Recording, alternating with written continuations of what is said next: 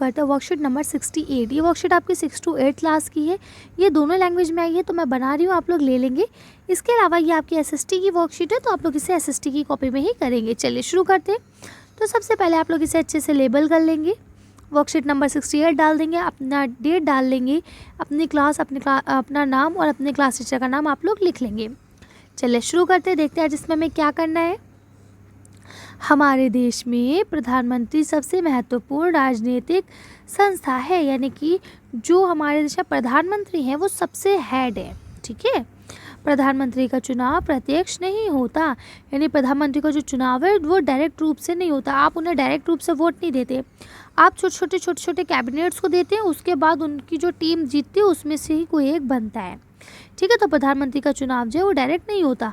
लोकसभा में बहुमत दल, यानी कि जो बहुत ज़्यादा लोकसभा में जिसके सबसे ज़्यादा वोट आएंगे, या गठबंधन के नेता को राष्ट्रपति प्रधानमंत्री नियुक्त करता है, ठीक है। तो राष्ट्रपति जो है वो उन्हें प्रधानमंत्री नियुक्त करता है। यदि प्रधानमंत्री संसद के किसी भी सदन का सदस्य हो सकता है, लेकिन और इसके अलावा प्रधानमंत्री जो है वो संसद के किसी भी सदन, यानी लोकसभा या राज्यसभा का भी मंत्री हो सकता है। ऐसा नहीं है कि सिर्फ वो प्रधानमंत्री है तो खाली प्रधानमंत्री रहेगा, ठीक है। चलिए, प्रधानमंत्री की शक्तियाँ अब हम जान लेते हैं। प्रधानमंत्री के पास कौन कौन सी शक्तियाँ होती हैं। प्रधानमंत्री सरकार का मुख्य होता है, यानी सबसे हेड जो है वो कौन है, प्रधानमंत्री। वह कैबिनेट की बैठकों की अध्यक्षता करता है, यानी कैबिनेट में जो भी मीटिंग्स होती हैं वो सारी मीटिंग्स उसका जो हेड होता है वो वही होता है। वह विभिन्न विभागों के कार्य का समन्वय करता है, यानी कि अलग अलग डिपार्टमेंट्स के जो काम होते हैं वो भी वो खुद ही करता है। विभागों के विवाद के मामलों में उसका निर्णय अंतिम माना जाता है, यानी कि अगर कोई प्रॉब्लम चल रही है तो जो प्रधानमंत्री निर्णय दे देगा बस वही आखिरी फैसला होगा, उसके बाद कोई बहस नहीं होगी। सारे मंत्री उसके नेतृत्व में कार्य करते हैं, यानी उसकी हेडशिप में सारे मंत्री कार्य यानी कि काम करते हैं। जब प्रधानमंत्री अपना पद छोड़ता है तो पूरा मंत्रिमंडल इस्तीफा दे देता है, यानी अगर कभी ऐसा होता है कि प्रधानमंत्री ने अपना पद छोड़ दिया या इस्तीफा दे दिया तो पूरा मंत्रिमंडल भी इस्तीफा दे देता है। भारत में कैबिनेट सबसे अधिक शक्तिशाली संस्था है, यानी सबसे जो पावरफुल है वो क्या है, कैबिनेट है भारत में। तो कैबिनेट के भीतर सबसे प्रभावशाली व्यक्ति प्रधानमंत्री होता है, और कैबिनेट में जो सबसे ज़्यादा प्रभावशाली है वो कौन है, प्रधानमंत्री। अब देखिए यहाँ लिखा है भारत के प्रधानमंत्री। आज़ादी के फ़ौरन बाद से, जब से हमें आज़ादी मिली है उसके बाद से जो आपके प्रधानमंत्री बनना शुरू हुए उनकी यहाँ पे आपको कुछ वो दी गई है। तो कौन कौन बने, जैसे जवाहरलाल नेहरू बने, गुलारजी बने, गुलजारी बने, उसके बाद गुलजारी है ना, उसके बाद बहादुर शाह शास्त्री बने, फिर गुलजारी लाल बने, फिर आपके इंदिरा गांधी बनी, मोरारजी देसाई बने। इस तरह से ये आपको पूरी दी गई है कि कौन कौन कब बने और कब से कब तक रहे, ठीक है। जैसे अब आप देखिए इंदिरा गांधी बनी, तो इंदिरा गांधी कब बनी, 24 जनवरी से बनी 1966 से, और 24 मार्च 1977 तक वो रही। इसी तरह से बहुत सारे यहाँ देखिए, राजीव गांधी भी हैं, है ना, विश्वनाथ प्रताप सिंह भी हैं, चंद्रशेखर भी हैं। इस तरह से बहुत सारे लोग हैं और आपके यहाँ पे, ठीक है। इसके अलावा यहाँ आप देख सकते हैं मनमोहन सिंह, और आप जो प्रेजेंट में चल रहे हैं नरेंद्र मोदी जी। तो सारे इसमें आपको दे दिए गए हैं, आप लोग इसे एक बार अच्छे से पढ़ लेंगे।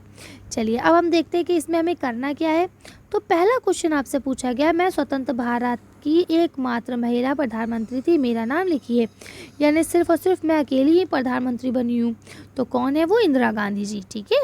नेक्स्ट क्वेश्चन है आपका, मैं राज्यसभा का सदस्य रहते हुए 10 वर्ष तक भारत का प्रधानमंत्री रहा, परिवारजनों की सहायता से मेरा नाम पता कीजिए। तो ये कौन है, मनमोहन सिंह जी हैं। ये उसके राज्यसभा के वो भी रहे थे और उसके बाद प्रधानमंत्री भी बने थे 10 साल तक। कल्पना कीजिए कि आप वर्तमान में भारत के प्रधानमंत्री हैं, यानी आप मान लीजिए कि आज आप ही प्रधानमंत्री हैं भारत के। भारत कोरोना जैसी महामारी का सामना कर रहा है। अब भारत जो है वो कोरोना जैसी महामारी का सामना कर रहा है, ठीक है।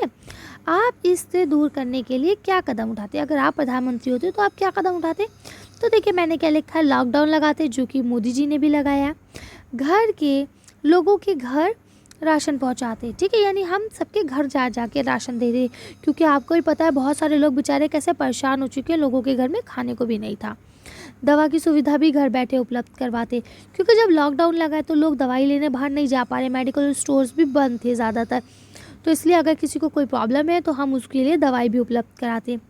जांच के लिए अलग से एक टीम तैयार करते जो इसकी जांच करती है अच्छे से, ठीक है, जैसा कि अब हो भी रहा है। अगला क्वेश्चन है, अपने प्रिय प्रधानमंत्री के संदर्भ में अपने परिवारजनों से कुछ अन्य जानकारी एकत्रित कीजिए और उस पर एक लेख लिखिए। ठीक, तो मैंने अपने ना क्या नाम है प्रधानमंत्री नरेंद्र मोदी जी के ऊपर ही लिखा है कि नरेंद्र मोदी 17 सितंबर को पैदा हुए थे। ठीक है, ये भारतीय राजनीतियाँ हैं एक। ठीक है, वे 2014 से भारत के वर्तमान प्रधानमंत्री रहे, जो कि आज तक चले आ रहे, यानी 10 साल तक वो प्रधानमंत्री रहेंगे, है ना। वे गुजरात राज्य के 14वें मुख्यमंत्री भी थे। मोदी मई 2014 में भारत के प्रधानमंत्री चुने गए थे। ठीक है, दूसरी बार भी उन्हीं की जीत हुई। तो इस तरह से मैंने लिखा है, आप भी लिख सकते हैं। तो आज की वर्कशीट को हम यही खत्म करते हैं। आज की वीडियो में बस इतने। अगर आपको वीडियो पसंद आई हो तो प्लीज़ इसे लाइक और शेयर करें। अगर अभी तक आपने हमारे चैनल को सब्सक्राइब नहीं किया तो प्लीज़ हमारे चैनल को सब्सक्राइब करें। Thank you for watching.